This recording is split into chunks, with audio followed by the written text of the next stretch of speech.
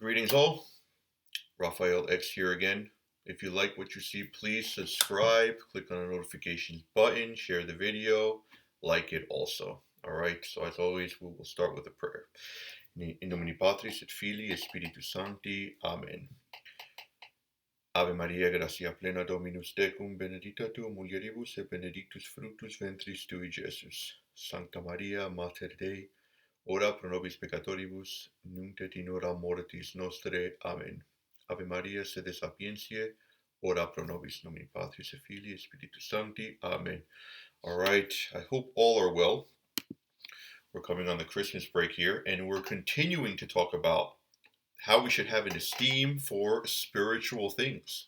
And one of the things that is very important for us to attain perfection is to really fix our eyes to what we lack, to what we are supposed to do, as opposed to focusing on what we have done. Now, I know it's natural, especially if we're feeling kind of depressed. We want to focus on the past good we have done, right? And that's normal. But it could kind of bring about a spirit of lukewarmness, tepidity, as they say, which, right, is not good for perfection.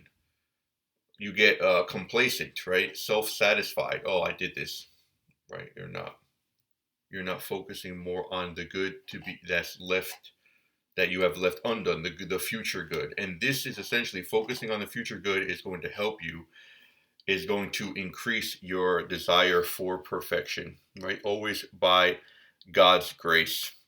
So, as Christ says in Scripture, do not let your left hand know what your right hand is doing. Essentially, right, you're doing the good and you're forgetting about it. You're always focused on the future good. So in Philippians, as Paul wrote to a letter to Philippians, I forget the past and put before me what has still to be done. And to do this, I animate myself and aim at securing it. So, I always like to liken the spiritual life to the sports world. And you start out in the sports world, let's say a football game 0-0. And then at halftime, let's say you're up by 3 touchdowns. Or in basketball, you're up by 25 points, 30 points. You can easily become complacent.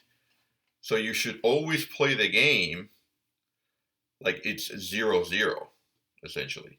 And that will help you to attain your goal. So even in the sports world, you cannot be satisfied with your past victory, if you will, with the past good. You have to always play as if it's 0-0. Same in spiritual life. We do not rest until we attain our goal. And what's interesting in the world, actually, how Jesus likens the spiritual life to the business world. And actually, Jesus is not asking much from us when he tells us to be like the merchants, be like the businessmen of the world, who have so much diligence with their business. So, usually businessmen don't look at past gains. They always are focused on the gains of today, right? They're not focusing on their past gains, the gains for today. And it's very important. We should be diligent in the same way, right? We should be like spiritual businessmen, focusing on what spiritual good can I do today, right? And tomorrow, not the past goods. So when St. John of the Cross was actually dying, there was a fellow friar who was consoling him by telling him the past good that he had done. And St. John of the Cross said, don't tell me that, right? Talk to me about my sins, right? Talk to me about the perfection that I still lack. And this is important because this keeps us in the state of humility, right? You can easily become prideful, one of the 7 deadly sins, by focusing on your past good, the good you did. So forget about it and strive forward. The good that you still need to do. The faults that you still need to correct in yourself. Because again, if you don't do that, then you will get proud thinking that you are something. And it's a very subtle, diabolical temptation. Very subtle. That the devil brings before our eyes this good that we did as if we were something, right? As if we were something, but never focus on that.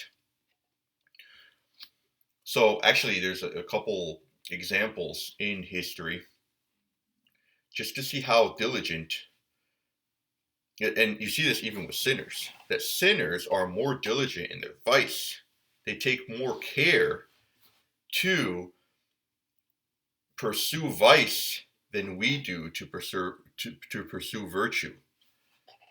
So there was an abbot, a monk, and he saw a finely dressed woman, and he started to cry, right? Seeing this finely dressed woman, and the other monks asked him, like, "Why are you crying? What's going on?" And he said, "This woman takes more care in pleasing men, right? She desires to please men. She takes more care in that than I do to please God."